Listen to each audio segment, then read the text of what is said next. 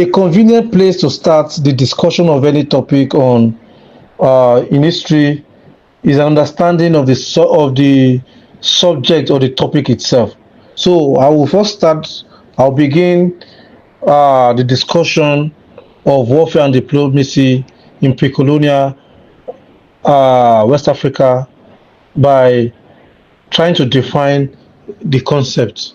So, what is war? What is or what are warfare, and diplomacy? Those are the key concepts that probably should first be delineated. So, a major feature, for instance, of the social sciences and humanities is the plurality of the definitions of concepts, basically, which is key. So, if you're starting an exam on a topic, it is probably first important to give a short conceptual delineation to show your mastery.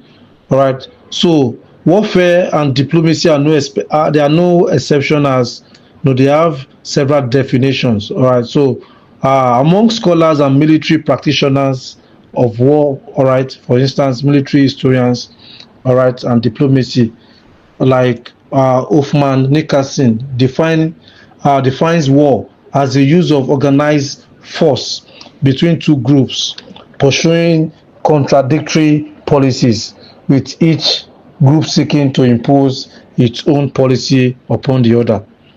All right. So, because you might be asked in the exam to what is war, define warfare and diplomacy, that you have that question. So, Quincy Wright, in his own case, also see war as a violent contact of distinct but similarly entities. It's a violent interactions of different but similar entities. So the renowned German military practitioner and scholar, all right, Karl von Clausewitz, also defined war as an act of violence intended to make one's opponent to fulfill one's wish. And you see that in the discussions that will follow. All right, the critical point is war, all right, is an act, all right, of violence which is intended to make one's opponent to do one's desire. So it is also the continuation of politics by other means, according to Clausewitz, all right, who also went further to assert that while war is politics with bloodshed, politics is war without bloodshed. So in the pre-colonial society, you see the extent in which this definition also shaped the nature of warfare among the people, the kingdoms and chiefdoms in the pre-colonial Nigerian society during this period. So I think while war has attracted various definitions, warfare is less controversial. For instance, as the literature agrees that warfare is simply the conduct of war. All right, I've talked about warfare now, the conduct of war. So warfare embraces a wide range of activities, ranging from the procedure for the declaration of war, the method of conducting such wars, the strategy, the tactics adopted in the prosecution of the war, including the logistics, the process of termination of hostilities, and the conclusion of diplomatic agreements, if you like, treaties. So, like war, diplomacy also does not enjoy a single universally accepted definition. For instance, Harold Nicolson, the reputable British diplomat and writer, has defined diplomacy as the management of relations among nation states through negotiations conducted by appropriate agencies. All right. In that same way, Ernest Sato, another British diplomat and writer, sees diplomacy as the application of tact and intelligence in the conduct of relations among states. And Henry Kissinger, the American writer and statesman, also sees diplomacy as the art of relating states to each other by agreements rather than the exercise of force. All right, so this is important for you. So if you are trying to give a very good to answer a question on the definition of warfare and diplomacy, it will be very, very good for you to probably mime and probably listen to this definition that I've read very, very critically.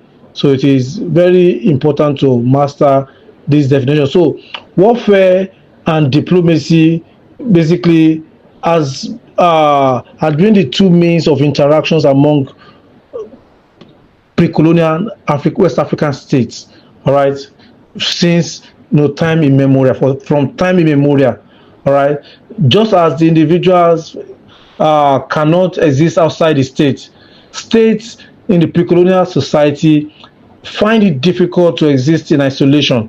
So the only way in which they could get what they do not have is to engage, all right, in warfare, all right, either in terms of the attempt to solve the problems of food insecurity, all right, or attempt to solve some demographic problems, like maybe equation of women in a particular powerful kingdom. There are not enough women to marry by the young people. So what they do is to launch aggression against distant or neighboring states, right, in capturing food resources and distracted the core. So what I was saying that since no state, no single pre-colonial state is endowed or in such a way that it has all its needs to be self-sufficient. So it was necessary in the pre-colonial period for states, powerful ones, was, for instance, to relate with sister states in an aggressive, all right, but sometimes in also diplomatic way, all right, to complement one another, all right, when and most times when the clashes ensue in this attempt, all right, it results to war, all right, and which one person try to subsume the other, or they use diplomacy to resolve, all right. So these are so I think having said about this, it is now important to talk about uh, the issue of warfare in pre-colonial warfare and diplomacy in pre-colonial African society. This is the topic LAG HIS 233, warfare and diplomacy in pre-colonial West Africa.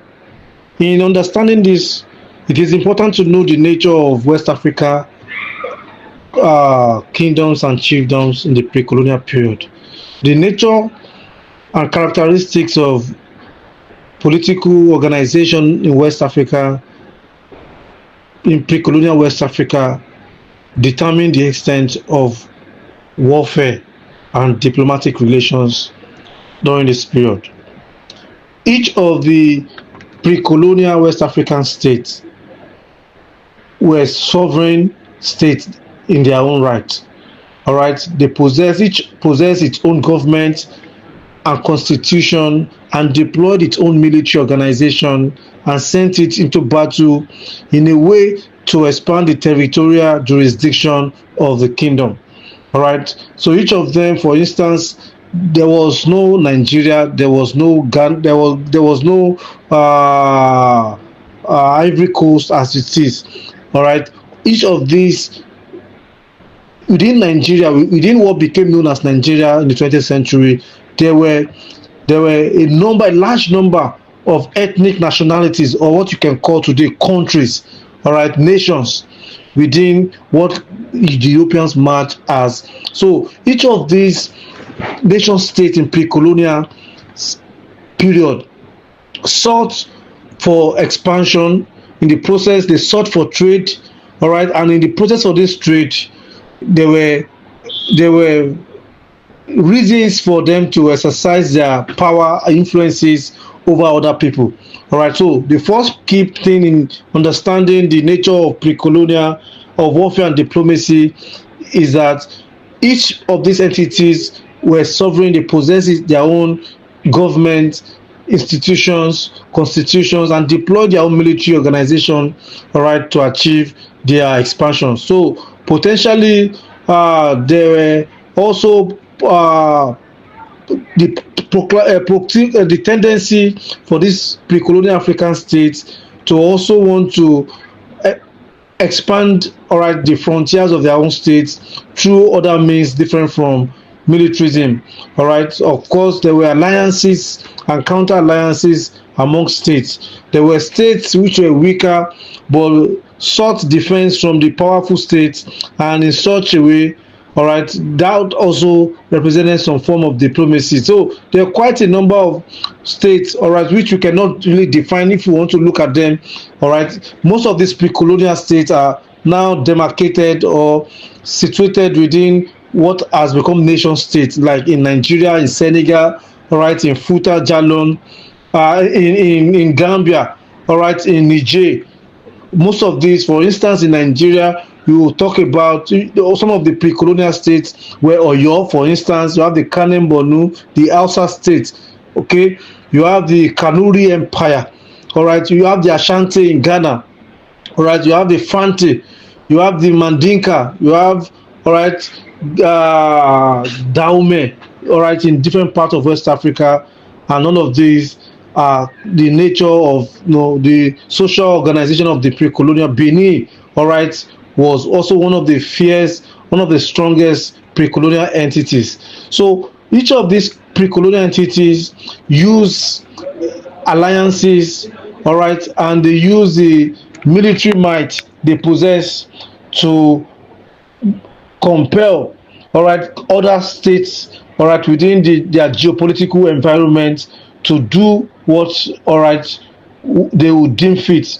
A typical illustration in contemporary period is the way and manner in which the United States is been using its own hegemonic influences over other countries in the international system.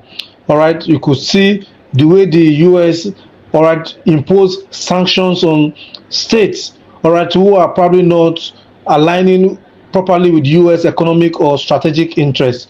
The other time, all right, you saw US imposing tariffs, all right, sanction on even the many European countries, all right, and this also applies to LSR. Ways in which, for instance, President Trump wields enormous influence using the military might of the US, all right, was a critical determinant of tension, all right, in the international system. You can see the provocation here and there, people trying to challenge. So in the pre-colonial period society, states who use their military hegemony, all right, to intimidate other lesser states also got similar response. I'm going to give quite an example, especially in the context of what the entities, all right, in what modern day Nigeria in the 19th century. All right, also that also applies to Ghana, to Mali, to Songhai. You could see that the fall of Ghana Empire, all right, was as a result of military threats from the Mali Empire. So the Ghana Empire during the 12th up to the 11th to 12th century was the most powerful empire almost in West Africa. But due to the the strong exercising of its influence, other military, emerging military powers, all right, rose to challenge the hegemony, the influence of the Ghana Empire, and that actually led to the emergence of Mali Empire. The same factors that led to the emergence of Mali having acquired enormous power, all right, use that power to also invade other places, all right, which in response other empires like the Songhai Empire shook the foundation of the Mali Empire, and the Mali Empire collapsed. Okay, so if you come to this side, part of the side, the Kanuri Empire, all right, during that same period, had its roots, uprooted by the Hausa states, all right, of Katsina, Zamfara, all right, which emerged, and in the 19th century, there was also a similarity of all of this. So what I'm trying to say is that in spite of the demographic size of pre-colonial states, all right, states use their resources, especially their military technology, they use their population, all right, to exercise influence. So population, all right, was one of the key indicators of power among the pre-colonial African states, because each of them, whether Oyo, Benin, whether the Mandinka, the Mandingo Kingdom, Ashanti, all right, use their military minds, their population, all right, as to even see in the case of Dahomey, whose military formations were predominantly women, all right, trained women. So they use all of these to exercise influence in their domain. So these military forces were usually commanded by leaders of a wide variety of political organizations, all right, within a particular pre-colonial kingdoms or states, all right, which was largely determined also by the environment, all right, especially most of the empires in the pre-colonial period that are situated along the savannah region, the Sahel region, all right, were able to make use of the horses, the cavalry, all right, which was also one of the symbol of power, all right. The possession of this cavalry horses in the pre-colonial period helped many pre-colonial states, all right, to emerge, to conquer people, because the absence of transport system to carry ammunitions and armies, all right. So kingdoms which possess enormous cavalry system, horses, and right, were able to conquer and subjugate lower area. So environment play, whereas you know that in the coastal area, horses might not be able to thrive, run inside the water. Ditto for in the forest area, when the where the horses will have to navigate complex terrain in the forest. So the greatest political advantage, all right, for most of the powerful pre-colonial states was demographic, all right, power, population, all right. There was also the command over trade. Most of them who had enormous wealth, all right, were able to, who had wealth derived from taxes and tributes, all right, then the formation of strong army based on. So largely, right, in this introductory session, the 15th century perhaps was a time of the most important or significant era in terms of warfare and diplomacy, all right, in pre-colonial West Africa. Although the centuries before it, right, like the 12th century, which witnessed the tensions between major powers in West African geopolitics, the Ghana Empire, all right, and the Mali Empire wrestled power between each other, to the extent that the Mali Empire brought to succession to a collapse of the Ghana Empire. And ditto in the 13th and 14th century, the Mali Empire itself had its power decimated by the formidable armies of the Songhai Empire. All right, and this was a critical factor during this period. But 15th century was another episode, all right, with the emergence of new powers, all right, in what became known as our own area, or your empire had emerged in the 15th century. All right, there was also the rise of the Songhai Empire. There's Timbuktu, the Moroccan, all right, invasion of Songhai Empire, and all of this. So the Gambia, in Gambia, the Mandinka and all of Mandingo people were also very, very sophisticated states which possess enormous armies that operated, that defeated many kingdoms in Senegal, in the Gambia, all right, especially during this period. Also the 17th and 18th century, all right, were also a critical factor, basically in the Western Sudan generally, especially with regards. One of the key factors that probably shaped the pre-colonial warfare in the pre-colonial period from the 15th century downward was the spread of Islam, which we discussed also in, I think, one of the courses. So the spread of Islam, all right, marked an important episode also in the dynamics of warfare and diplomacy. It became a matter of rule for many pre-colonial societies to accept Islam. All right, so Islam became an instrument of diplomacy. So states which would require peace or would detest external invasion or threat would struck a diplomatic alliance with a very aggressive state that had adopted Islam. Especially this happened in the Sahelian, all right, areas in the Western Sudan, all right, in what you have as Ghana, Mali Empire, all right, Ashanti, even in the outside in Niger, all right, in among the Kanuri, among the Hausa states, the Katsina, all right, Kano, Zauzau, all right, Katsina, all right. So Islam became a critical factor in warfare, and most of the from the 15th, 17th century up to the 19th century, the pre-colonial warfare and diplomacy in West Africa was probably precipitated, was caused basically by the factor of Islam, whether the acceptance of it or the rejection of it. So most of the areas that witness unprecedented or massive disruptions were areas that probably rejected, all right, the practice of Islam or acceptance of Islam.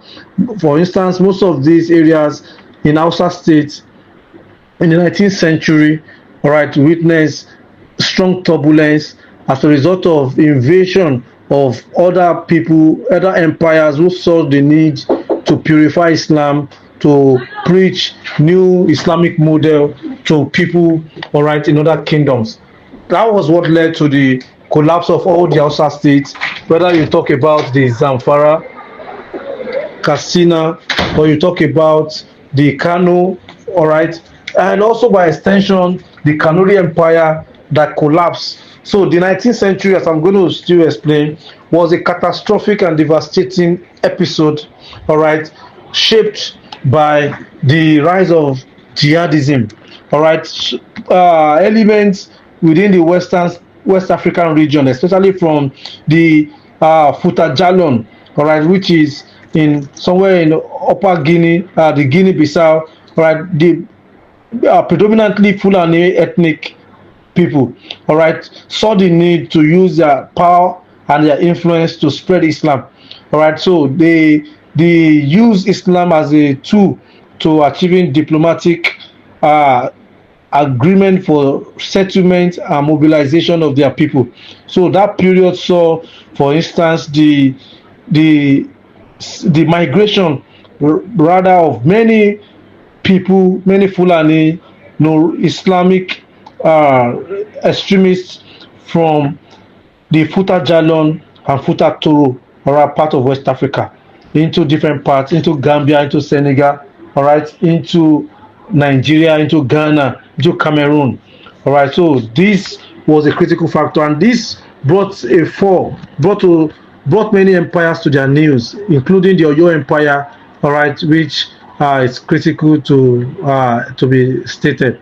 So you should understand the background which I'm trying to say. So large armies, all right, a strong army, use their powers and their influence, all right, to struck diplomatic arrangements, whether in terms of trade relations, commanding lesser power to be a major supplier of a particular commodity or services to them, all right, or subjecting them to tributary, states, making them to be paying tribute to them on the basis of their weaker states, all right. So we saw that from Mali Empire, from Ghana Empire, all right, during the 12th and the 13th century. Okay, so for instance, the Empire of Mali, which was at its height in the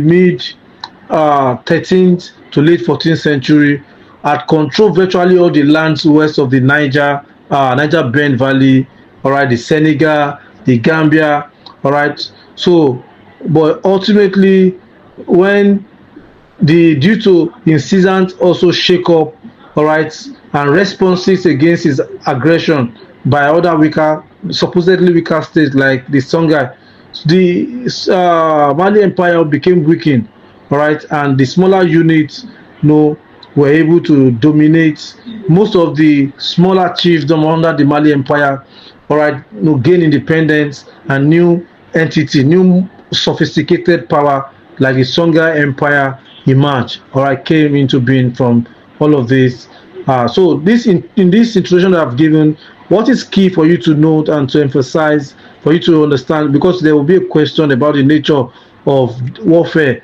and diplomacy. You have to start from the all right Ghana Empire, the Mali Empire, 50, the, from the 12th century in succession, as I've mentioned, up to the 19th century, which was the height of warfare and diplomacy. But even if it is the 19th century, you want to highlight one of the key elements, all right, that shaped warfare and diplomacy was Islam. All right, the use of Islam, all right, as an ideological weapon or tool, all right, to invade, right, or to compel other people to do what they would not do. All right. So you need to understand the trajectory. All right. The 12th century marked the height of Ghana's empire. All right. The 13th century marked the height of the Mali Empire. All right. The 14th century to 15th century marked the height of the Songhai Empire.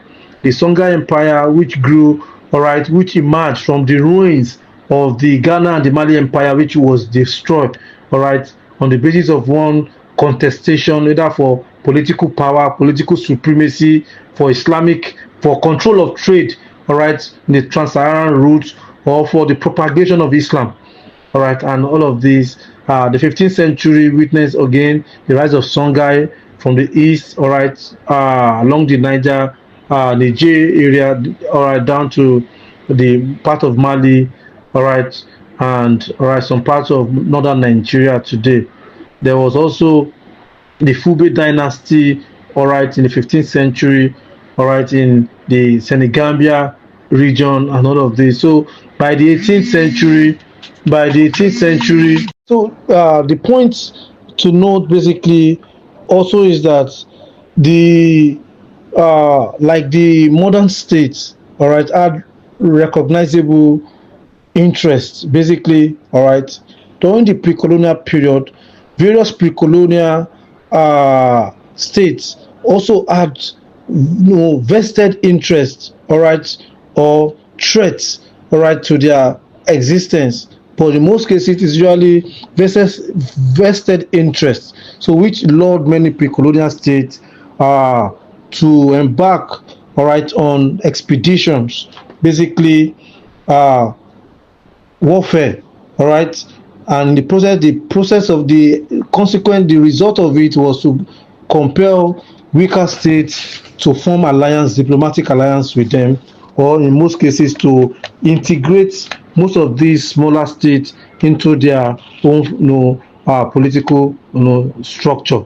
Right. Among these were also the desire for the protection of the sovereignty and independence of the respective states against both internal subversion and external aggression. Most of them needed to conquer more weaker states so that they can be added to their own nation states, all right, to swell their population, all right, and also contribute to trade basically during this period. Right, and there were quite a number of many cases where control of economic resources and control over other people serve as a catalyst, all right, for warfare, all right, which also explains the diplomatic aspect during this period. All right, in this vein, I've talked about ancient Ghana and Mali, which were more preoccupied with the control over, all right, the gold, all right, of the Western Sudan, all right, and the protection of the caravan route of the trans-Saharan trade. So this contestation for this trade routes and these economic resources was what actually led to incessant conflict between the Ghana Empire and the Mali Empire, which saw the latter Mali Empire defeating the Ghana Empire, and also the same factor played, all right, the struggle and the contestation for control of the gold resources also was what preoccupied the attention of Mali and the Songhai Empire, leading to the collapse of the Mali. If you come back to this our own side, it's still the same situation as I'm going to probably still mention. So the Songhai Empire in the same dimension that got to its peak in the 16th century and was rated to have the control of the largest salt mine in Tagaza in the Sahara, all right, and also the control of trade, was also able to do so as a result of his ability to defeat the Mali Empire. All right, so this the point I'm trying to say is that the dispute over control of economic resources, either mines or extractive gold, all right, was a critical factor in the diplomatic relations and warfare among the pre-colonial state again. Citing Oyo again, all right, which came much later from the 15th century, as I've mentioned earlier, all right, the case of Oyo, Bogu, and Dahomey is still the same with the case of the Ghana and Mali and the Songhai. The control, the competition for control of trade routes, all right, or the collection of ishakole, that is royalty, tributes from lesser kingdoms and people, was a critical factor that engendered warfare, all right, and ultimately diplomacy or alliance. For instance, Oyo having conquered Dahomey, for instance, would subject most of the territories under Dahomey's control, all right, to Oyo's tributary or satellite states, in the sense that all of this area will now be paying royalties to Oyo. All right, if you have watched some pre-colonial Yoruba movie like the Ga, all right, there was a movie called Ga that was acted. All right, there was also another one that was acted. I think it was Bashorun. It was, what's the title? But Dimeji, this Nigerian popular Nigerian actor, right, where Oyo forces were seen, extending their influence to as far as Porto Novo, in present day Benin Republic, as far as even Abeokuta, compelling farmers and traders in those areas. Right, so warfare, was the principal aim of warfare is to extract economic benefit. All right, either taxes or tributes or control of trade, or in most cases to integrate the lesser people, all right, into the political and social structure of the hegemon. All right, and this is quite notable, as I've mentioned, all right, in different parts of West Africa. It is not only West Africa, all right, in even part of North Africa. This was also the case during the pre-colonial period. Benin Empire, was also a typical example whose influence, all right, because of the need for commercial interest, extended its influence to Lagos, and that is why today you people say Benin owned Lagos. All right, it was from the 16th century when Benin Empire became so powerful that it was able, because of the need to control the trade in Lagos with the Portuguese, use its military, all right, to exercise diplomatic relations, which not only ended up shattering the existing political structure in Lagos. Benin, through its aggressive military operations, was able to reform, modernize Lagos political structure, diplomacy. All right, that is why from Oba Ado in the 16th century, all the Oba in Lagos are of Benin descent. All the Oba, that is the extent in which you can explain the role of warfare and diplomacy. So this diplomatic alliance today now, no Oba in Lagos since Ado in the 16th, 17th century, no Oba in Lagos will be buried without part of his body being buried in Benin. That is the diplomacy aspect of it. So you could see how powerful states use their influence to compel, all right, to impose what is known as soft power, cultural imperialism. They do not only conquer, all right, they destroy the political structure of the conquered people. They will not only control the commercial trade or the taxes, but also introduce cultural imperialism. All right, in most cases, you see some of the Benin customs, for instance, in Lagos, in the palace of the Oba, coexisting with Yoruba culture. This was a result of warfare and diplomatic arrangement, introduced by Benin during this period. And this also extended to places like Onitsha, all right, some places in Delta, some places in eastern Yoruba land, Akoko or Akure, where Benin's influence, all right, was so paramount, all right, in the structure, all right, in those places, even in today, in the savannah area, in the northern part of modern Nigeria, you see the existing structure, all right, in Hausa state, all right, belongs to the Fulani. All right, the Fulani who use Islam as a bait to wage warfare against all the indigenous communities, the Kano, all right, the Zamfara, the Katsina, all right, including Borno, all right, had today virtually all the Hausa states have an emir, all right, who is a Fulani. All right, you could see the extent in which pre-colonial warfare was highly political. All right, it was used to exercise political influence, all right, in addition to cultural and economic influence. To note why the hegemonic power, the powerful kingdoms, all right, were so paramount and using their influence. That is not to say that the lesser one did not also look them in the face, all right. Of course, I told you about the example of, for instance, the Mali Empire, who had always been molested and intimidated earlier by the Ghana Empire, but later took the challenge and were able to destroy Ghana Empire. Oyo, for instance, all right, in the 17th century, the Oyo Empire also faced rebellions from provinces, all right, in and outside Yoruba land, and also threats from the Nupe, all right, from the Bogu, Bini, Dahomey, all the other provinces that had been under Oyo. Some of them came in the 19th century, in the 17th century, to challenge Oyo, all right, and we saw it contributing to the fall of Oyo in the 19th century.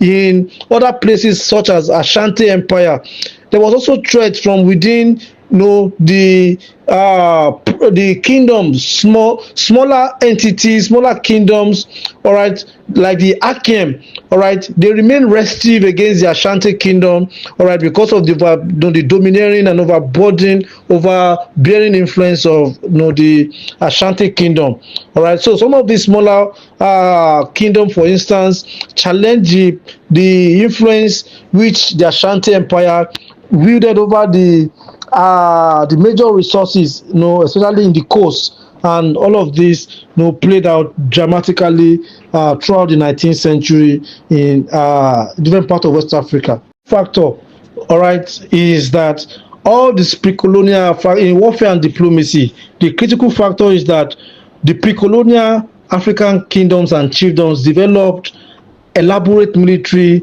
might, right? They built strong military citizens, militias, if you like, all right, and all of these, each of these empire, led his own army, all right, and built it around his own citizens, well trained and highly equipped, all right, with different pre-colonial technologies, especially the cavalry, all right, was critical factor, all right. In Borno, for instance, available evidence has actually shown that from the 16th century, the maize of Borno also relied on self-arming and provisioning citizens who they use as militias, all right, to defend the territorial integrity or jurisdiction of the Borno Empire, all right. And this practice was later, imitated by even the Sokoto Caliphate, all right, where the jihadists who took over, after destroying, also converted majority of the people of the subjects, all right, for military purposes. In Ashanti, the practice was also not much different, all right. In the case of, in this case, the army was organized into flanks, with each province charged with providing men, material, and logistics, right, for each wing of the military. So the central government would, however, add a central army which was not standing but could be easily mobilized, in period of external threat.